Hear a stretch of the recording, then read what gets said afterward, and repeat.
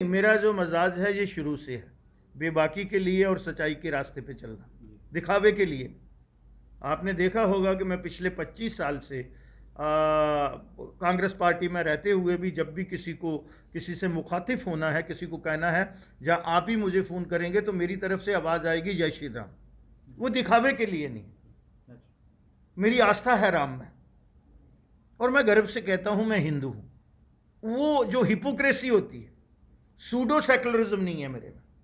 Secularism की जो सही परिभाषा है मैंने उसको आइडेंटिफाई किया है। मैं 3 वर्ड जो है वो इंग्लिश के हमेशा इस्तेमाल करता हूँ, और यंगर जनरेशन को भी ये बात कहता हूँ कि आपको सबसे बड़ी बात है कि आपको स्ट्रगल करनी चाहिए। स्ट्रगल के साथ आप में स्ट्रेंथ आती है, और स्ट्रेंथ के बाद एक कॉन्फिडेंस आता है कि क्योंकि इसमें वाइटल कंपोनेंट जो था वो ऑक्सीजन था। तो ऑक्सीजन की बात तो रही है। कश्मीर वाले जो हैं वो 25 यूनिट इंस्टॉल कर लेते हैं और 12 उनके ट्रांजिट में ही रहते हैं, और जम्मू में आप टेंडर सिंगल आता है तो लगाते ही नहीं हैं। ये बहुत कैजुअल अप्रोच थी। मुझे लगता है कि अगर कोई पॉलिटिकल गवर्नमेंट होती तो वो इंचार्ज मिनिस्टर पे बहुत बड़ी गाज गिरती। और जब आप पब्लिक के रिप्रेजेंटेटिव या कस्टोडियन बनते हैं, कार्यकर्ता बनते हैं, सेवक बनते हैं, तो सच्चाई का सामना करने की हिम्मत होनी चाहिए और सच कहने की भी हिम्मत होनी चाहिए। वो लोगों को जिसका जो हक है वो मिलना चाहिए। हम नहीं कहते हिंदू मुसलमान की राजनीति नहीं हमें करनी है। हाँ, जम्मू और कश्मीर में उस समय बेरबा होता था, तो उस बेरबे को हम अब ये कहें कि भारतीय जनता पार्टी जो है वो नाइंसाफ़ी करेगी कश्मीर के साथ, ऐसा कभी नहीं हो सकता। भारतीय जनता पार्टी ऐसी नहीं सोचेगी, और अगर होगा तो हम लोग आवाज़ बुलंद करेंगे। और आपने देखा कि जब कोविड-2 आया है तो उसमें आइसोलेशन सेंटर भी नहीं थे, क्वारंटाइन सेंटर भी नहीं बनाए थे। तमाम पेशेंट जो थे वो मेडिकल कॉलेज में आ रहे थे, सीडी हॉस्पिटल में आ रहे थे, और गांधीनगर हॉस्पिटल में आ रहे थे, जहां मैन पावर ही नहीं थी। एक सुपरटेंडेंट लगाया हुआ था और 40 स्टाफ और नर्स और एएनएम लगाई उसी समय मेक शिफ्ट अरेंजमेंट में, और वहां पे और कोई फैसिलिटी नहीं। तो वो गैप रहे हैं थे, तो वो तो उससे तो कोई इनकार नहीं कर सकता। देखिए, लोग कहते नहीं है जो लोग कहते हैं वो ठीक है, हालांकि कुछ लोग दबी जुबान में कहते हैं। मुझे याद है कि जब आज से 11 साल पहले मैंने कहा था तो उस समय यही बात हुआ था कि जिस तरह गलीलियो ने कहा था कि ज़मीन गोल है, और उस समय मैं कैबिनेट मिनिस्टर था, मुझे नज़र आता था सारा, और मैं मूक दर्शक गूंगा बन के नहीं बैठ सकता था। जब मेरी लीडरशिप ने उस समय मुझे दिल्ली कॉल किया था, उन्होंने पूछा था, तो मैंने कहा है सबसे बड़ी ये बात है कि मेरी आइडेंटिटी पे ही शक है। मेरा chief minister on the floor of the house ये कहता है एक्सेशन हुआ है, वो भी कंडीशनल हुआ है, मर्जर हुआ ही नहीं है। तो मुझे क्या करना है, विधायक बन के और मिनिस्टर रह के आपके यहाँ? पहले मुझे ये बताओ, क्योंकि एक्सेशन में तो लिखा हुआ है महाराज ने कि मेरे डोमिनियन पाकिस्तान भी है, रशिया भी है, चाइना भी है, तो मेरी आइडेंटिटी तो बताओ, मैं हिंदुस्तानी हूँ या क्या हूँ? तो भेदभाव रहा है, उन लोगों का एक माइंडसेट रहा है। उन लोगों को भी, वैली वालों को भी, जो कश्मीर है उनको भी उन्होंने पॉलिटिकली एक्सप्लॉइटेशन किया, उनका भी कुछ है। आज भी सरकार जो है वह सेक्रेटरीट से चलती है, और इस समय बाबू लोग हैं, ब्यूरोक्रेट हैं और टेक्नोक्रेट हैं। तभी किसी बड़े आदमी ने और यहाँ के ही गवर्नर साहब ने ये कहा है कि जो लोगों की चुनी हुई सरकार है वो ब्यूरोक्रेट और टेक्नोक्रेट की अगर कुछ भी नहीं करे तब भी 10 टाइम बेटर गवर्नमेंट होती है, क्योंकि वो अप्रोचेबल होते हैं और लोगों को अकाउंटेबल होते हैं, आंसरेबल होते हैं। तो ये फ़र्क है। बाकी आप लोगों को 2-4-6 महीने में ये सारा क्लियर हो जाएगा। नमस्कार। अर्ली टाइम्स के स्पेशल प्रोग्राम में आज हमारे साथ हैं एक बेहद ही ख़ास मेहमान जो अपनी बेबाक अंदाज के लिए जाने जाते हैं। जी, मैं बात कर रहा हूं पूर्व मंत्री और भारतीय जनता पार्टी जम्मू कश्मीर के उपाध्यक्ष श्री श्यामलाल शर्मा जी के बारे में। वो आज हमारे बीच में हैं। श्याम जी, स्वागत है आपका अर्ली टाइम्स के इस खास प्रोग्राम में। आपसे बातचीत की शुरुआत में हम जानना चाहेंगे आपकी शुरुआती ज़िंदगी के बारे में, जाने कि आपका बचपन कैसे बीता, आप कहाँ पैदा हुए, आपकी स्कूली शिक्षा वगैरह वगैरह। देखिए, जहाँ तक हमारी जो आप जीवनी के बारे में पूछ रहे हैं, तो हमारा जो जीवन यापन और मेरा जन्म जो है वो एक बहुत ही दूर दराज आज बॉर्डर एरिया है, वहाँ पे 1958 में हुआ और एक किसान परिवार में हुआ और हम 4 भाई थे, मैं सबसे छोटा था। और आज भी अगर आप मेरे गांव में जाके देखेंगे तो बिल्कुल हम जो बॉर्डर के साथ एक्चुअल लाइन ऑफ कंट्रोल जिसको कहा जाता है उसके साथ सटे हुआ गांव है हमारा, पलांवाला से आगे पलातन। पलातन में मेरा जन्म हुआ और वहाँ पे ही प्राइमरी जो एजुकेशन है दड़, एक हमारे नियर बाई पास में ही एक गांव था, उसमें ये स्कूल था। और उसके बाद जो हाई स्कूल जो की शिक्षा है वो पलांवाला में हुई और उसके बाद वहाँ पे उस समय डिग्री कॉलेज और बाकी चीज़ें नहीं थी, तो 10+2 जो है वो जम्मू में हुई। और उसके बाद मैं पुलिस में भर्ती हो गया और पुलिस के बाद मैंने फिर डिप्लोमा इन फार्मेसी किया और फिर हेल्थ डिपार्टमेंट में भी 14 साल जो है वो सर्विस दी। और उसके बाद फिर वॉलंटियर रिटायरमेंट के बाद मैं अपने प्राइवेट बिजनेस में आ गया और इस तरह से मेरा जो है वो सफ़र रहा। और जो पॉलिटिकल अगर हम बात करेंगे, आपका मुझे लगता है कि आगे यही सवाल होगा कि राजनीति में किस तरह से आना हुआ, तो मेरा परिवार जो था, खासकर हमारे पिताजी वो किसान थे। उस समय एजुकेशन भी इतनी ज़्यादा नहीं थी, लेकिन उस लेवल की जो पॉलिटिक्स होती है, ग्राम की हो या ब्लॉक की हो या कॉन्स्टिट्यूंसी की हो, तो उसमें वो बढ़ चढ़ के हिस्सा लेते थे और वो एक नामी ग्रामी शख्सियत थे अपने समय में वहाँ पे। तो वहाँ से ही हुई और फिर 1983 में परमादरणीय श्री मदन लाल शर्मा जी, मेरे बड़े भाई, उन्होंने स्ट्रगल 1977 में फौज से आके स्टार्ट की और 1983 में वो 1983 में youngest MLA Jammu Kashmir legislative assembly के उस समय बने। और उसके बाद 1987 में बीच में डिसॉल्व हो गई, फिर वो रिपीट हुए और उस समय वो फिर मिनिस्टर ऑफ स्टेट भी बने जम्मू कश्मीर की रियासत में। तो फिर 96 में वो जो खौड चंब कॉन्स्टिट्यूंसी है, जिसको चंब कहा जाता था, वो रिज़र्व हो गई। तो ये हमारा सफ़र रहा। फिर मदन लाल शर्मा जी ने 96 में वो रिज़र्व हो गई। तो 2002 में बीच में उन्होंने 2 पार्लियामेंट मेंबर की, एक पार्लियामेंट मेंबर की भी इलेक्शन लड़ी जो वो हार गए। और फिर 2002 में उन्होंने अखनूर से इलेक्शन लड़ी और वो वहाँ पे विधायक बने और फिर यहाँ पे कैबिनेट मिनिस्टर बने। और 2004 में उनको पार्लियामेंट की इलेक्शन के लिए जो है वो नॉमिनेट किया गया पार्टी की तरफ से, फिर वो पार्लियामेंट मेंबर बने। तो इस तरह से इसको आप एक्सीडेंटली या इंसिडेंटली कह लें।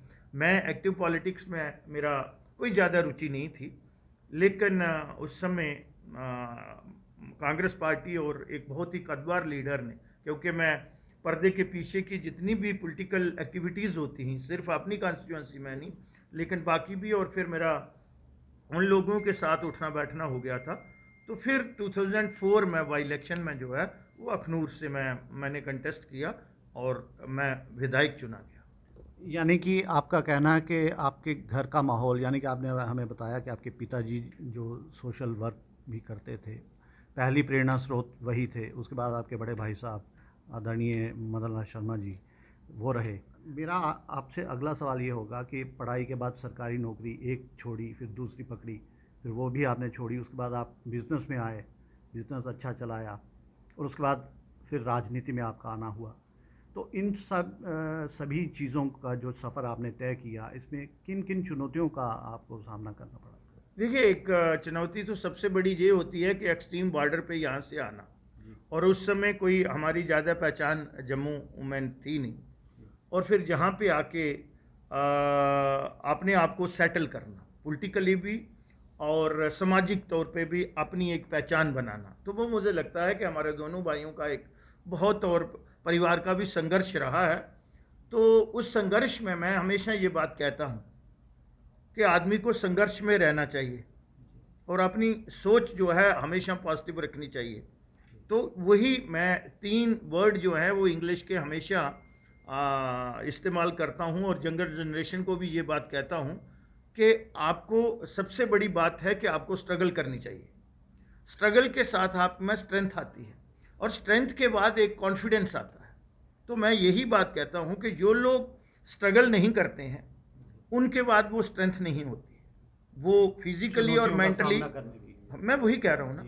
और जब आपके पास स्ट्रगल करते हैं स्ट्रेंथ आती है, और स्ट्रेंथ जब आपके पास होती है फिजिकली भी और मेंटली भी, और आपकी विचारधारा बहुत साफ सुथरी होनी चाहिए, तो फिर आप में एक कॉन्फिडेंस आता है। जब विश्वास आपका लबालब भर जाता है then you are top of the world. और मुझे लगता है कि मैंने जो पहले पुलिस की नौकरी, और मैं स्पोर्ट्समैन भी था, तो एक वो आपको पता है कि एक सोच बन जाती है कंपटीशन की कि मुझे ये compete करना है। तो जब आए हम तो एक ओपनिंग मिली और अपने विचारों को खुला रखा। खुला का मीन कि एक अनुशासित रहते हुए अपनी सोच वो रखी कि मेरा ऑब्जेक्टिव ये है, और उसके बाद मैंने दूसरी नौकरी की कि इससे बेटर यहाँ पे चलते हैं। उसमें जब हुआ तो उसमें भी मेरा, अगर आप देखेंगे ट्रैक रिकॉर्ड, लोग जो मर्जी कहते रहे हैं, आज भी अप्रिशिएट करते हैं जिन लोगों के साथ मैंने काम किया है। उसके बाद जब मैंने ये देखा तो मैंने कहा कि हम बिजनेस में क्यों नहीं आ सकते। तो उस समय यहाँ रियल एस्टेट का काम नहीं था, ज़मीनों का, मैं अर्ली 90 की बात कर रहा हूँ। तो उस तरफ मैंने अपने आप को मोड़ा। बहुत चंद लोग यहाँ पे ज़मीनों की खरीदो फरोख्त, और उस समय आपको पता है एक माइग्रेशन हुई थी, तो माइग्रेशन में स्कोप तो नज़र आ रहा था, तो विज़न होना चाहिए आदमी का, तो उस तरफ मैं बढ़ा। रियल एस्टेट को जब मैंने ये सोच लिया कि आप यहाँ, तो थोड़ा बहुत सरमाया वहाँ से आ गया, तो फिर मैं प्रोडक्शन की तरफ बढ़ा। मैंने पहली राइस मिल लगाई, फिर उसके बाद जम्मू कश्मीर में मुझे लगता है कि पहली मैंने होल बीट आटा चक्की लगाई, तो इस तरफ बढ़ा। फिर पोल्ट्री की फीड लगाई, फिर मैंने हैचरी लगाई, और उसके पहले मैंने होलसेल मेडिसिन का भी किया, रिटेल का भी किया, फाइनेंस कंपनी का भी किया। तो मैंने मल्टी डायमेंशन में बिजनेस किया।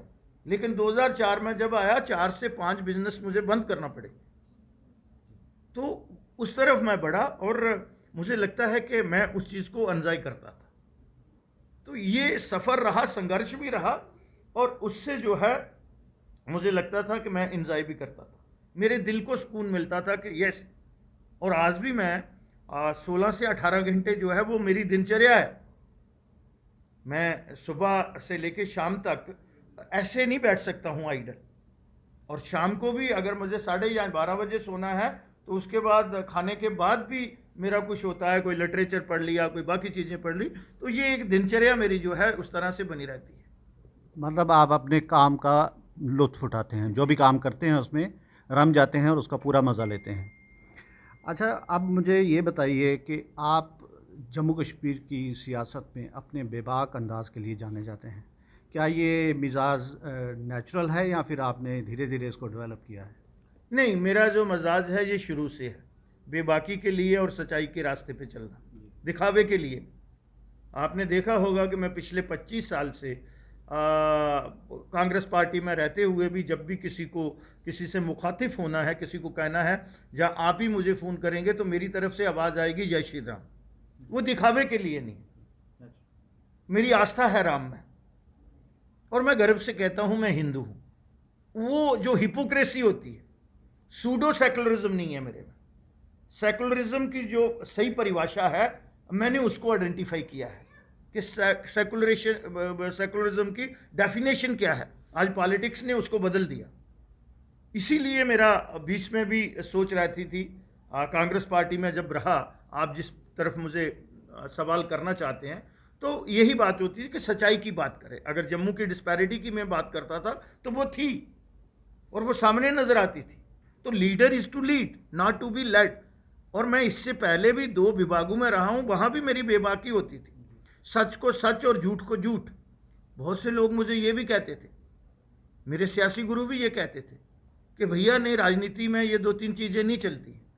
लोग जो मर्जी कहते रहें, चोर कहें, डाकू करें, मैं तो ओपनली कहता हूँ कि 18 साल के मेरे पॉलिटिकल कैरियर में कोई आदमी कह रहे कि 2 पैसे की रिश्वत श्यामलाल ने किसी से ली है तो मैं संन्यास ले लूँगा। ये बड़े कहने में और कथनी में फ़र्क है। मुझे परमात्मा ने बहुत कुछ दिया, लेकिन ईमानदारी से मैंने उसको ग्रहण भी किया और उसका इस्तेमाल भी किया। तो इसलिए ये बेबाकी मेरी हमेशा रही है, और वो दिल पे बोझ नहीं रहता है। वो दिल पे बोझ रख के, leader is to lead not to be led. और जब आप पब्लिक के रिप्रेजेंटेटिव या कस्टोडियन बनते हैं, कार्यकर्ता बनते हैं, सेवक बनते हैं, तो सच्चाई का सामना करने की हिम्मत होनी चाहिए और सच कहने की भी हिम्मत होनी चाहिए। जी हाँ, आपकी बेबाकी तो हमने कोविड के हाहाकार के दौरान भी देखी, जब मई जून में जम्मू में कोविड के एक हाहाकार मचा हुआ था, तो उस बीच भी आपने बड़ी कड़ा संज्ञान लिया था एडमिनिस्ट्रेटिव लैप्सेस का, हेल्थ इंफ्रास्ट्रक्चर को इम्प्रूव करने के बारे में। तो क्या आप जब उस समय से लेकर आज के समय तक क्या आप महसूस करते हैं कुछ इम्प्रूवमेंट हुई है, या फिर स्थिति ज्यों की त्यों ही बनी हुई है? नहीं, काफ़ी फर्क पड़ा है। देखो, एक तो आपके पास थोड़ी सी समाज से ही सीखता है आदमी। मैंने कहा 14 साल मैं हेल्थ डिपार्टमेंट में रहा और मैं ज़्यादातर नौकरी मैंने प्रोविंशियल स्टोर में ही की है, तो वो भी मेरे लिंक्स थे और काम करने का तरीका भी था। और उसके बाद 4 साल मैं हेल्थ मिनिस्टर रहा और उस समय मेरे जो सहयोग मिला हेल्थ डिपार्टमेंट, चाहे वो डॉक्टर हो, पैरामेडिकल हो, या एडमिनिस्ट्रेशन या लोगों की तरफ से, और लगातार 4 बार 22 में रैंकिंग से फर्स्ट पे आना, ये कोई आसान काम नहीं है। और उस समय आपने देखा था कि सेक्स रेशियो का 260 का फर्क था, और जब मैं 4 साल करके गया हूं तो सिर्फ 27 का रह गया था। तो कोई भी काम मुश्किल नहीं है, बट आपका कॉन्शियस क्लियर होना चाहिए और ऑब्जेक्टिव नज़र आना चाहिए। लोगों का सहयोग उसमें मिलता ही मिलता है। तो वो गैप मैंने आइडेंटिफाई किए। मैं धन्यवाद करता हूं कि पार्टी ने मुझे उस लायक समझा और मुझे वो जिम्मेवारी दी। और फिर मैंने चाहे वो मेडिकल कॉलेज के लोग हों, डॉक्टर हों, प्रिंसिपल हो, उनसे बात की, यहाँ की लोकल एडमिनिस्ट्रेशन से बात की, जो हेल्थ में गैप मुझे नज़र आए वो आइडेंटिफाई किए। तो आज मुझे लगता है कि क्योंकि इसमें वाइटल कंपोनेंट जो था वो ऑक्सीजन था, तो ऑक्सीजन की बात तो रही है। कश्मीर वाले जो हैं वो 25 यूनिट इंस्टॉल कर लेते हैं और 12 उनके ट्रांजिट में ही रहते हैं, और जम्मू में आप टेंडर सिंगल आता है तो लगाते ही नहीं है। ये बहुत कैजुअल अप्रोच थी। मुझे लगता है कि अगर कोई पॉलिटिकल गवर्नमेंट होती तो वो इंचार्ज मिनिस्टर पे बहुत बड़ी गाज गिरती। क्यों एडमिनिस्ट्रेशन ने उन चीज़ों का संज्ञान नहीं लिया कि ये जो कैजुअलिटी यहाँ पे हुई है, कि जो अगर आप देखेंगे कि जो यहाँ पे पेशेंट की रेशो, जो पॉजिटिव केस थे यहाँ पे, वो 3 टाइम कम थे कश्मीर से, और कैजुअलिटी जो थी वो 3 टाइम मोर थी। वो है, आज भी वहाँ हूँ और इन राइटिंग में भेजा हुआ है मैंने, जो कंसर्न अथॉरिटी हैं उनको इसके बारे में। और मुझे लगता है कि अगर हम उस तरह से, मैंने कहा है ना, फ्रंट फुट पे आके और लोगों को मरते हुए देखते रहते हैं, हमें क्या जरूरत है किसी को डिफेंड करने की? ये गुनाह है, क्राइम तो है ही है, लेकिन this is a sin, heinous crime and sin. तो इसलिए वो गैप आइडेंटिफाई किए। आज मुझे खुशी है कि सब डिस्ट्रिक्ट तक, डिस्ट्रिक्ट तो हमारे जो हैं वो फुली इक्विप्ड हो गए, जो इसमें चाहिए, वेंटिलेटर हों, फिर कोविड का 550 बेड का यहाँ 210 वेंटिलेटर के साथ, और उस तरीके से। तो अगर हम वो गैप आइडेंटिफाई नहीं करते, उनको पब्लिक डोमेन में नहीं लाते, हालांकि कहीं भी एक डेमोक्रेटिक कंट्री में ऐसा नहीं होता कि मीडिया को वहां पे प्रिवेंट कर दिया गया। तो लैप्सेस थे तो तभी बंद किया ना। तो वो कहीं ना कहीं, मैं नहीं कहता कि नो बॉडी इज परफेक्ट, कोई आदमी इस दुनिया में परफेक्ट नहीं है, लेकिन आज हम कोशिश नहीं करते हैं। कहते हैं कि यहाँ विजडम ऑफ बुक्स खत्म हो जाए, वहाँ विजडम ऑफ चेयर लगती है। तो मुझे लगता है कि वो कहीं ना कहीं हम लैग करते हैं। एक सेट फ्रेमवर्क में जो है वो एडमिनिस्ट्रेशन काम करती है, उससे बिहाइंड जाके भी हमें काम करना होता है। तो आज मुझे लगता है, जितनी मेरे पास इंफॉर्मेशन है, कि जो गैप थे वो आइडेंटिफाई। और आपने देखा कि जब कोविड 2 आया है तो उसमें आइसोलेशन सेंटर भी नहीं थे, क्वारंटाइन सेंटर भी नहीं बनाए थे। तमाम पेशेंट जो थे वो मेडिकल कॉलेज में आ रहे थे, सीडी हॉस्पिटल में आ रहे थे, और गांधीनगर हॉस्पिटल में आ रहे थे, जहां मैन पावर ही नहीं थी। एक सुपरटेंडेंट लगाया हुआ था और 40 स्टाफ और नर्स और एएनएम लगाई उसी समय मेक शिफ्ट अरेंजमेंट में, और वहाँ पे और कोई फैसिलिटी नहीं। तो वो गैप रहे हैं थे, तो वो तो उससे तो कोई इनकार नहीं कर सकता। तो आज मुझे लगता है कि वो गैप, अब आप देख रहे हैं कि धड़ाधड़ रिक्रूटमेंट हो रही है जीएनएम की, और उसकी भी आज 500 नर्स लग रही है जम्मू कश्मीर में, 640 पैरामेडिकल की डेथ थी मेडिकल कॉलेज में सिर्फ, और टेक्निकल आदमी कोई नहीं था जिसने ये वेंटिलेटर और बाकी चीज़ें चलानी थी। तो वो गैप तो रहे हैं, और अगर हम भी उस पर बात नहीं जाते, और मुझे लगता है कि इसका हम क्रेडिट नहीं लेते, लेकिन भारतीय जनता पार्टी की लीडरशिप की जो सोच है कि उन्होंने डेजिग्नेट किया कि ये आदमी ये काम देखेगा, ये आदमी ये वैक्सीनेशन का काम जो है ये देखेगा। हम 3 लोग थे, 2 तो थे जो हेल्थ से व्यवस्था थे, एक तो हमारे डॉक्टर जो मनियाल साहब हैं, जनरल सेक्रेटरी हैं, एक उनको दिया। भली भगत जी जो है हमारे हेल्थ मिनिस्टर रहे हैं यहाँ, उनको वैक्सीनेशन का दिया।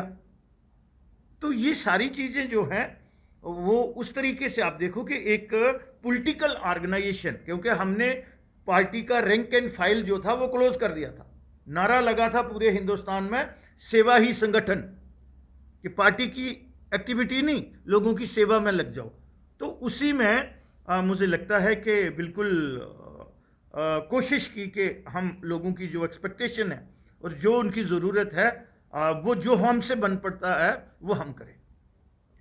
अब जाते जाते एक सवाल और आपसे, कोविड और हेल्थ इंफ्रास्ट्रक्चर के बारे में तो आपने बताया कि इसमें इम्प्रूवमेंट हुई है काफ़ी हद तक।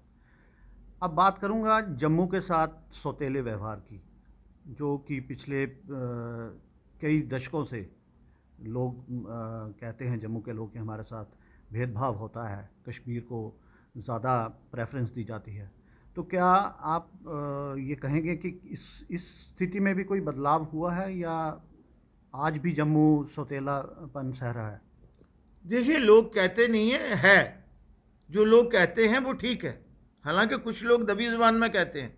मुझे याद है कि जब आज से 11 साल पहले मैंने कहा था, तो उस समय यही बात हुआ था कि जिस तरह गलीलियो ने कहा था कि ज़मीन गोल है, और उस समय मैं कैबिनेट मिनिस्टर था, मुझे नज़र आता था सारा, और मैं मूक दर्शक गूंगा बन के नहीं बैठ सकता था। जब मेरी लीडरशिप ने उस समय मुझे दिल्ली कॉल किया था, उन्होंने पूछा था, तो मैंने कहा है सबसे बड़ी ये बात है कि मेरी आइडेंटिटी पे ही शक है।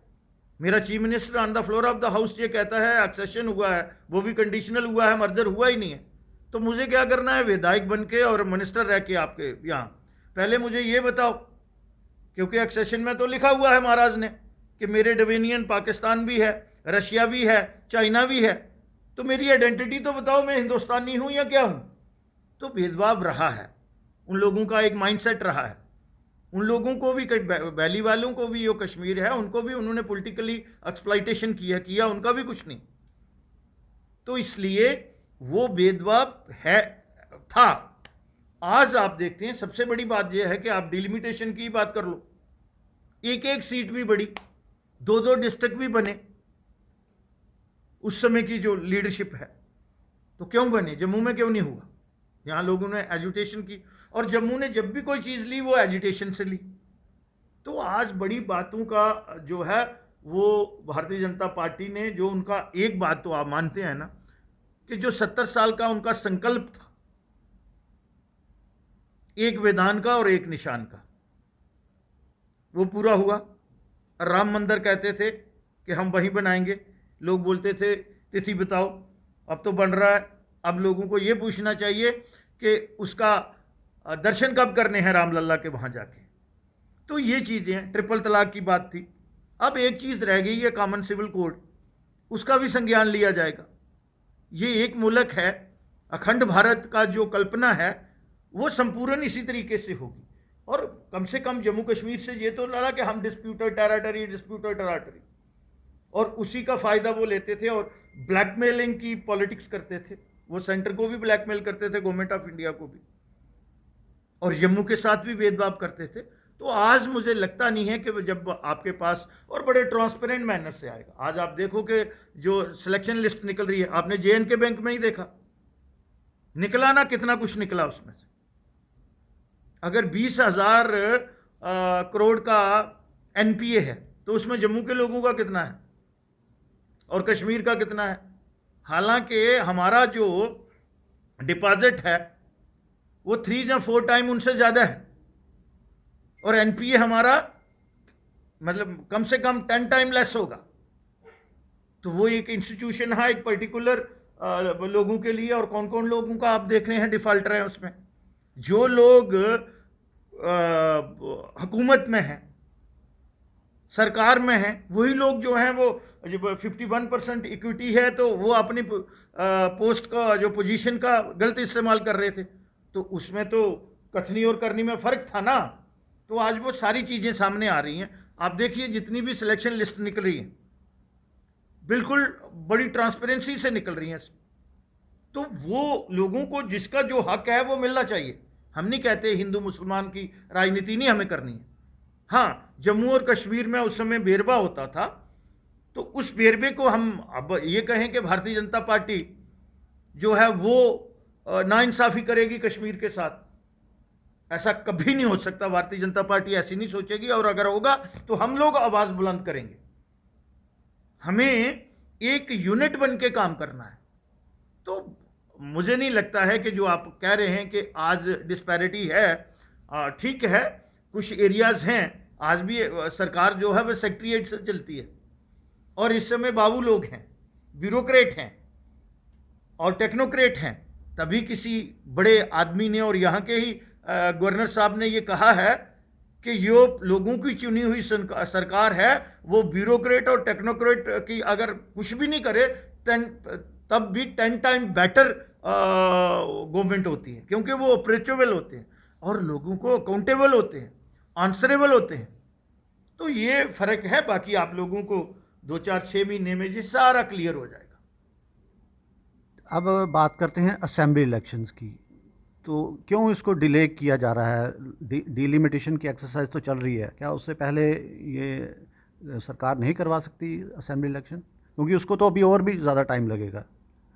मुझे नहीं लगता है ज़्यादा समय लगेगा उसमें, क्योंकि मार्च तक तो जो है वो एक्सटेंशन मिली है जो डिलिमिटेशन कमीशन है, और वो एक ऑटोनमस बॉडी है, वो अपने तरीके से काम कर रहा है, बड़े साइंटिफिक वे से, बड़े ट्रांसपेरेंट मैनर से होगी। वो उनकी तरह नहीं होगा। जिसका जो हक बनता है उसको वो मिलेगा। जो पैरामीटर हैं स्ट्रिक्टली, जो एक सेट फ्रेमवर्क है, जो गाइडलाइन है, उसको फॉलो किया जाएगा। और भारतीय जनता पार्टी की ये कमिटमेंट है कि डिलिमिटेशन के बाद इलेक्शन होगी। तो क्या है, अब कोई ज़्यादा समय नहीं है सर, उसमें लगभग 1 साल तो लग ही जाएगा ना? नहीं, मुझे नहीं लगता है इतना साल लगेगा। 31 मार्च तक तो उनकी एक्सटेंशन है।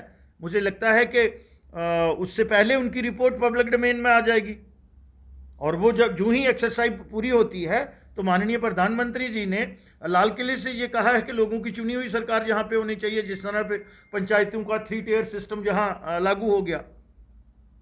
तो ये सारी चीज़ें जो हैं ग्रास रूट लेवल के और डेमोक्रेसी को प्रमोट करने के लिए की जा रही है। तो अब श्याम जी, आपसे विदा लेने से पहले हम चाहेंगे कि आप हमारे दर्शकों को कोई संदेश दें। देखिए, मुझे जो जनता जनार्दन है जम्मू कश्मीर की, उनको यही गुजारिश करनी है कि कोविड अभी गया नहीं है, और जिस तरह से साइंसदान और डॉक्टरों की भविष्यवाणी है, और ये वायरस है कि ये एटमॉस्फेयर में रहता है, तो मुझे सबसे पहले ये कहना है कि यूं ही ये आगे सीज़न आ रहा है हमारा, तो जिसको हम बैड कोल्ड का कहते हैं, बुखार जुकाम तो वैसे भी होता है, लेकिन मौसम की जब तब्दीली होती है और हमारे जहाँ ड्राई मौसम भी चलता है क्योंकि क्लाइमेट कंडीशन की वजह से, तो वो प्रिवेंटिव मेज़र जो हैं, SOP जो है उसको स्ट्रिक्टली फॉलो करें, और बिलो 18 जो 18 से नीचे बच्चे हैं उनका पूरा ध्यान रखें, और खौफजदा होने की ज़रूरत नहीं है। उसके लिए भारतीय जनता पार्टी ने भी हर पोलिंग बूथ पे 2 वॉलंटियर जो हैं उनको नॉमिनेट किया गया है, वो भी लोगों को इसमें सहायता करेंगे, अवेयर कराएंगे, और मेडिकल जो डिपार्टमेंट है हमारा और एडमिनिस्ट्रेशन जो है वो भी पूरी गेयर अप है। तो मुझे लगता है कि SOP का पूरा पालन करना चाहिए। और इसी तरीके से जम्मू कश्मीर में जो इनका हमारा कंपोजिट कल्चर रहा है, अपना जो सद्भाव है, अपना जो यहाँ का हमारा भाईचारा है, उसको हम जितना मजबूत कर सकें, तो नौजवानों को आपके माध्यम से मेरा यही विनम्र बेनती है कि नशों से दूर रहें, और जो ड्रग अब्यूज़ जो है इसको एक्सपोज करें, और सो दैट कि हम इस रियासत को तरक्की की राह पे और खुशहाली की तरफ ले जाएं। इसी के साथ आपका बहुत बहुत धन्यवाद। बेहद धन्यवाद श्यामलाल जी, अर्ली टाइम से बातचीत करने के लिए। ये थे श्यामलाल शर्मा, पूर्व मंत्री और भारतीय जनता पार्टी जम्मू कश्मीर इकाई के उपाध्यक्ष।